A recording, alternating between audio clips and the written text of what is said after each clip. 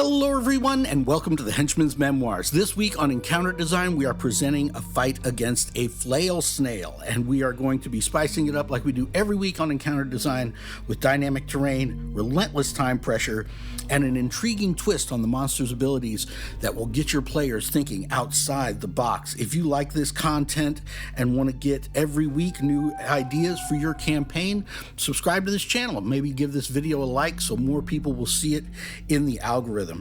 I love Flail Snails. They've been around since Advanced Dungeons and Dragons when they were in the original Fiend Folio, and they've just been a fixture of D&D as far as I'm concerned ever since. The Hench Son bought me this particular miniature, and so I painted it up, and I wanted to get to use this guy. You can use this encounter in any dungeon environment. You can throw this in tonight to kind of slow your players down if they're getting ahead of your prep. Any kind of dungeon that you're running where the player's goal is just to explore and to move deeper into the dungeon, you can go ahead and throw this room at them. So the party enters down here. Their goal, again, is just exploration. They're trying to get through the room. As soon as they come in, they're going to realize that this was some kind of common room or perhaps a mess hall for whatever humanoids used to dwell in this part of the dungeon. And so you're just going to set up some crates and some barrels and a few tables. I've even got some clay pots here, which, of course, if they break open, are full of rupees. But the party can come in, they can start look around. If they look in the crates, you might throw them a bone with a little bit of treasure or something like that. Most of what's in the crate is going to be long rotted away. And if they make the mistake of opening any of the barrels, a fetid smell like a porta potty on day 3 of Bonnaroo is going to greet them, and they can tell this is spoiled grog or mead or ale, something like that went bad a long time ago and has this terrible smell coming up out of it. But the encounter really kicks off when somebody kind of enters this area up here. From here, you're going to add this to the terrain when the players can first see it.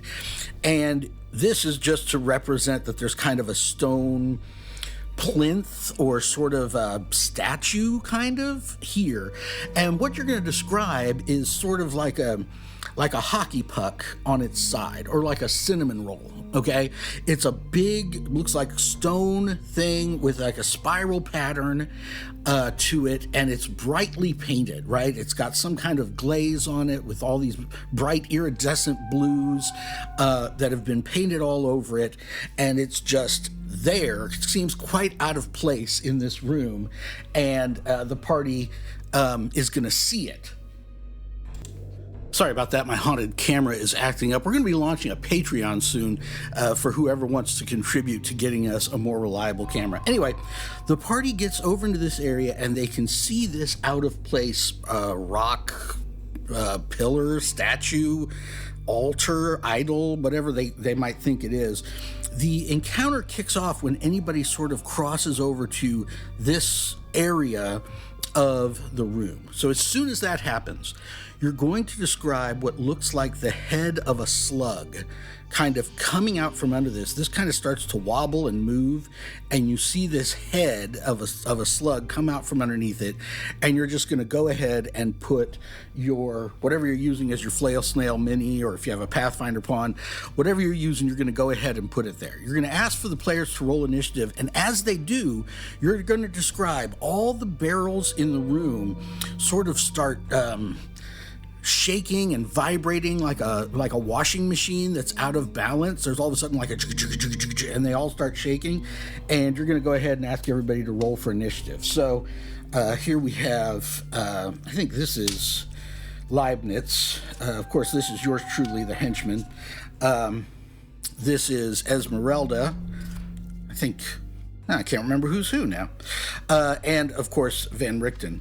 So as soon as this is set up, you're gonna have an environmental effect on count 10, and you're also gonna have villain actions on count 20.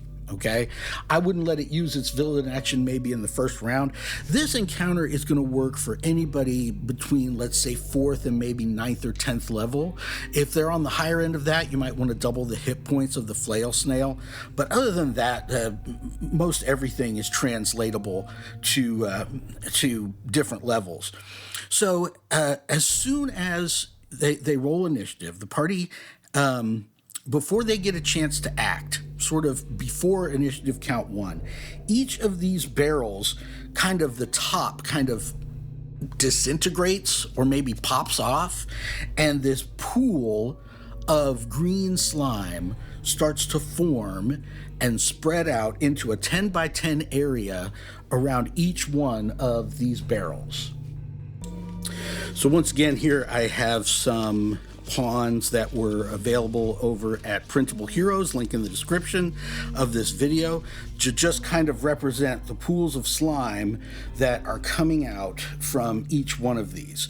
And you want to go ahead and describe it as a green slime, right? Just so they kind of, veteran players will kind of have an idea what they're dealing with. But you don't want to describe it actually acting like this, right? You're just describing sort of a slick on the floor. You're just describing sort of a puddle almost of slime. And the thing that's different, we're gonna more or less use the stats from the DMG for green slime as far as damage and all that. But they can move 10 feet around. We're gonna have them do 2d10 acid around. And then they eat through leather, which most boots are made of leather on the bottom, even if you're wearing armor. They eat through leather in 1 round, right? You have to scrape them off on your turn immediately to keep it from eating through your boots. They eat through wood in a D4 of rounds. And they can eat through metal in, let's say, 2d4 rounds, right? So immediately you fill the floor up with all of these slimes. And you can see what I did here strategically is I went ahead and I put enough back here behind the party that they can't just run out of the room, right? So their turns come around, and they've got a lot of options as far as what they can do. These things do not just get destroyed by a firebolt or a little flaming sphere or flaming hands or something. Like, it would take a fireball to actually destroy one of these floor slimes. If they hit it with another fire spell, just describe it sort of cooking one little part of it and making sort of a booger on the floor, but the rest of the slime just keeps coming. So what we're going for here, what we're hoping to get in this little encounter, is the floor is lava game that you played when you were a little kid, right? So these things move towards the party members on the environmental effect turn. They move 10 feet around. They're going to close in on the party. If they get under you, they just start burning through your boots, right? And so hopefully the party will get the idea that they kind of want to get up off the floor. If they do, these things will move underneath the object they are on, but they can't climb up the side of the table or the crate or whatever. What they do instead is they start burning through the crate, right? So to give the players this idea, if they decide to attack it with flame spells or to throw their torch at it or something like that, go ahead and let them do that and describe it sort of only baking a little part of the slime, and then say, okay, you still have your move. You still have your bonus action. Do you want to do anything else, or are you done? And that'll kind of clue them in that they can move, and hopefully they'll start to get the idea that they want to move onto the terrain. I might let a whole flask of oil burn one of these things up, but otherwise it's going to take something like a fireball. Definitely a torch or a smaller flame spell is just going to kind of make a nasty smell and leave a patch on the floor, but not really destroy them. So that is our terrain thing, is to try to get the floor as lava thing going on. Our time pressure is that these things eat through the legs of the table and eat through the sides of the barrel that you're standing on. So you're going to drop a D4 next to each player if they do get up on something and there's a slime underneath it like this, right? and describe how the acid from the green slime starts eating away the sides of the box, and you see these kind of, I don't know, cracks or whatever. You see these kind of dried up places forming on the side of the box, and you can feel it starting to want to fall apart, right? And so the players might get the idea to jump down and run across, and they've got to, if they're here, they've got to jump over the slime and get where they want to go. All good stuff. So our time pressure is the destruction of whatever you're standing on, and our terrain is the whole floor is lava thing. So now let's talk about the Flail Snail himself. Basically, we're going to run him out of the book. He can travel across green slime without taking any damage or without hurting the slime. Doesn't matter to him. Basically, the main thing we're going to add to him is a villain action. So on initiative count 20 every round, you could let him do it in the first round. It depends on how kind you're feeling that day.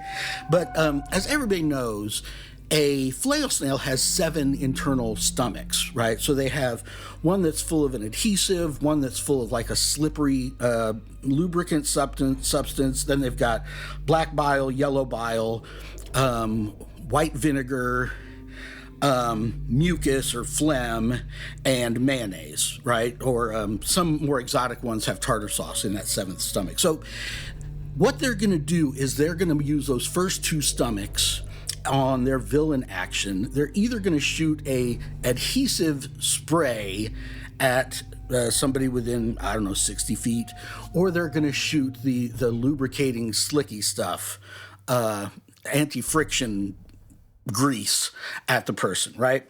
So the adhesive, you make a DC 13 dexterity save, or it basically completely covers you. You are your move becomes 0. You are grappled and restrained, right? It just kind of glues your arms to your side. It kind of glues your legs to whatever you're standing on. You have to use your action, DC 13 strength athletics check to kind of break free or whatever else. If he shoots the slick stuff at you, you don't get a save. Whatever you're standing on gets covered in this extremely frictionless goop. And if you try to make an attack action, either melee or ranged, you need to make a DC 13 dexterity saving throw, or you're going to fall prone and you can't complete the action. You could even, if they miss the save by 5 or more, they actually fall off. They fall prone in a nearby square if they are standing on something. And then if they try to move, again, a DC 13 dexterity saving throw to try to like jump off of this and not land prone or something like this. So this is basically the way the fight is going to play out. The party has to worry about the floor is lava problem while they are trying to fight this guy. The other twist we're going to do to sort of intensify him, especially if your party is towards the top end of that 9th, 10th level zone I was talking about, we can ramp up his anti-magic shell thing, right? So what I do is if you cast any spell either at him or an area effect spell that he is in the area of, and it's like a damaging spell, basically it reflects off of his carapace here. It reflects off of his shell. The way I do it is if it is an attack spell, like you're rolling an attack, if you miss, it kind of ricochets harmlessly off of his shell into the ceiling or the floor or something. If you hit, it's reflected right back at you, and the attack number that you got is rolled against your armor class to see if the caster takes the full effect. If it's a spell that requires a saving throw, we're kind of going to do the opposite. If he succeeds on the saving throw, it's reflected back at you. If he fails on the saving throw, it kind of dissipates harmlessly into a bunch of fireflies as it kind of reflects off of his shell. So he'll be doing that, kind of as a reaction, if you will, the party will pretty quickly figure out you don't need to cast spells at him. If anybody casts a magic missile on him, that's 100% reflected back at the caster, by the way. There's no loophole there.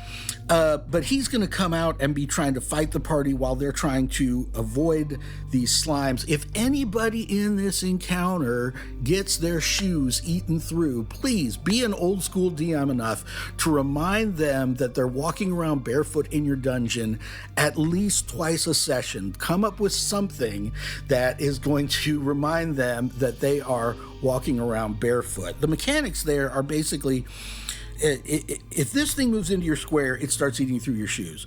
On your turn, that is the only chance you have to, let's say, move out of its area, and then you have to use your action to wipe the green slime off of your boots with something.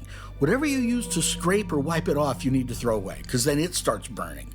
So I hope you don't use your favorite longsword to scrape the green slime off your boots, because now your longsword is ruined.